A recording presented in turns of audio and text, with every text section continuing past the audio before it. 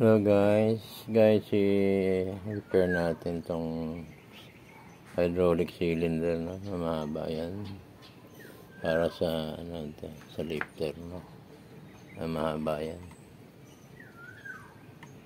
So ang problema ko ito, hindi ko mahugot to. Ito welded, tinanggal ko na, ginrinder ko, hindi pa rin mamanual. So nandito yung pinaka oil seal niya. Kasi may tagas dito, ayaw naman umangat. So natanggal na welded, hindi pa rin mahila. So pupunta tayo dito sa pinakabomba ng niya, kung saan binobomba yung yan. So ito siya. So dito wala na rin to mga nito sa ganyan. Pump yan, may spring yan, ganyan.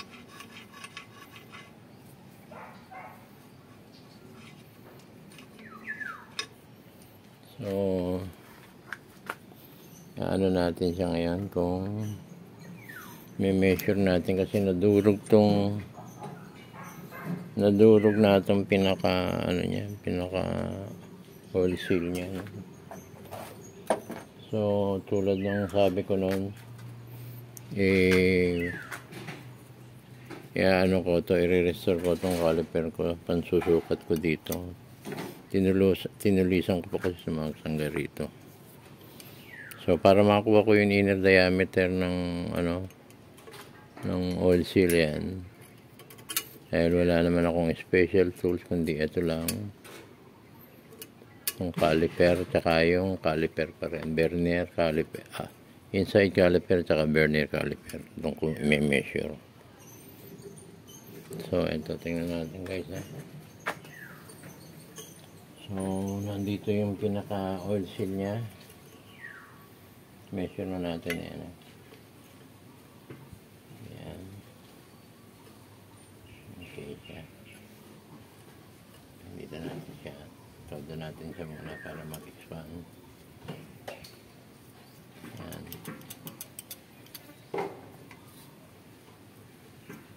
Yan. Kasi siya lalak. Kapag nakalak na, adjust natin. Sakto lang, hindi gumagalaw. Okay. Yan. Then measure natin dito sa vernier caliper. So ito, sakto, no?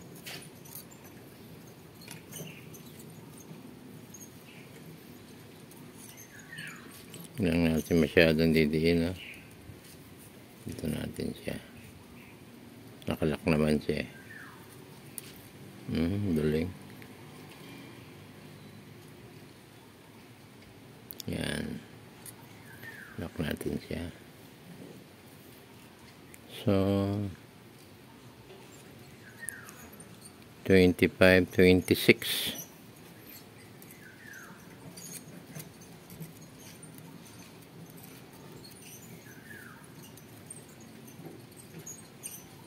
Natin and then 27 natin dito.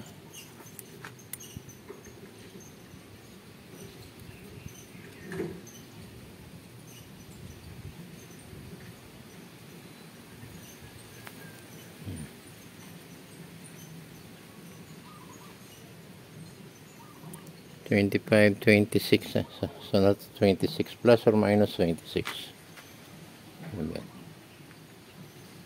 Hindi makita yun. So dyan, so plus or minus 26 yan, yan. Paano siya? Mineasure ko siya dito. Yan. Ito ang inside diameter, outside diameter. Lista natin.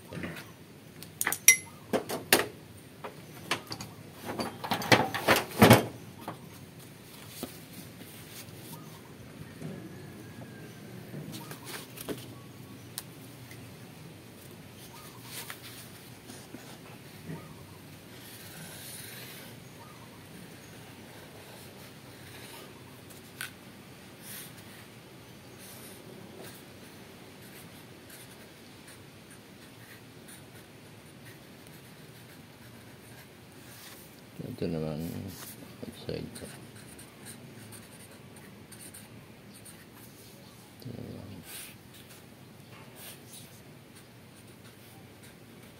So dito sa inside wala tayong problema mag-measure. Kasi ang may measure natin yung mismong rod niya na ito. Ito na yun sa inside na may measure natin. Dito na lang tayo. Kasi ito yung papasok eh. So, yan. Easy lang yung inner diameter niya. Yan. Medyo may tama na yung, hindi naman tama yung pinaka-coating niya. So, ililiyahin ko na lang ng ano hanggang sa pumantay. Kasi sisingaw din yan eh. Yan. So, ito ang inner diameter niya. Sa 15, 16, 17, 18, 19, 20. So, saktong 18 mm.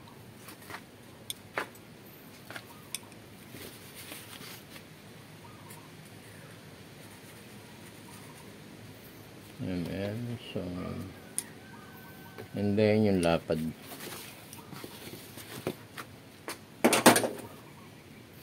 So, yung lapad naman niya, yung pabilogin dito sa ano. Yan, paano ba yung pagka hindi itong dalawa.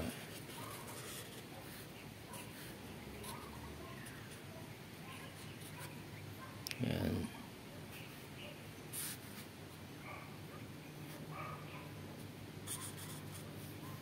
Yung kapal niya or width, no? Thick or width.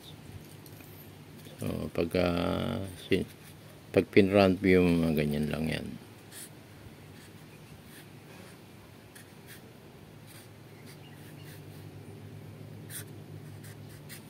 Dito na, para dito yung kapal niya. So, itong sample, madali na. So, guys, kumuha na ako ng kasukat niya. Yan. Pinasok ko dun sa pinaka-ano niya. Dito na. Sakto yan. Ito na ang kapal niyan. So, madali lang. Pinasok ko na yung kapal niya. So, measure natin to kung ano.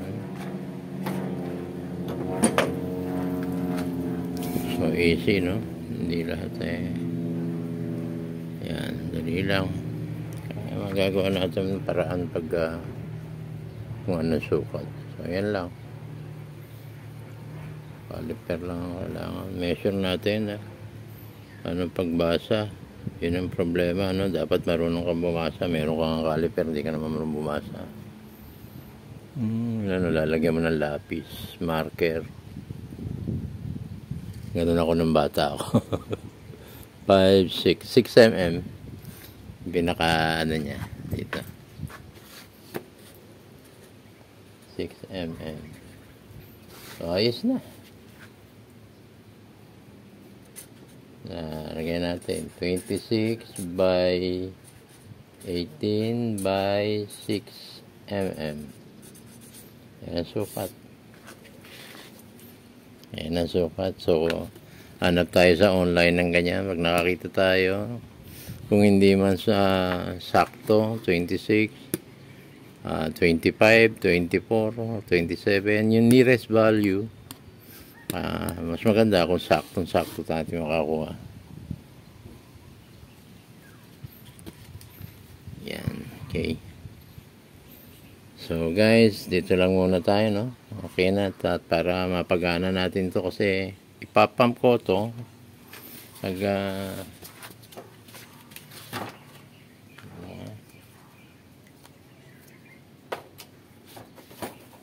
pag na-pump natin to, yan, may spring yan, ipapump natin dito. Yan, para tumaas dito. Hindi ko ayaw tumaas to. Yan, ayaw tumaas tong cylinder nito. Kailangan ingat to, no? Huwag natin susugatan. mataas yan. Hindi ko makuha ng mano-mano. Pinukpok ko na, hinila ko na, ayaw. So dapat i-pump lang natin dito, lagyan natin ng fluid. Pag na-pump yan, kahit paano aangat yan. Siguradong aangat yan dito. Kasi wala nang hahawak eh. O, pag sumingaw naman, di lagyan muna natin ng temporary tape.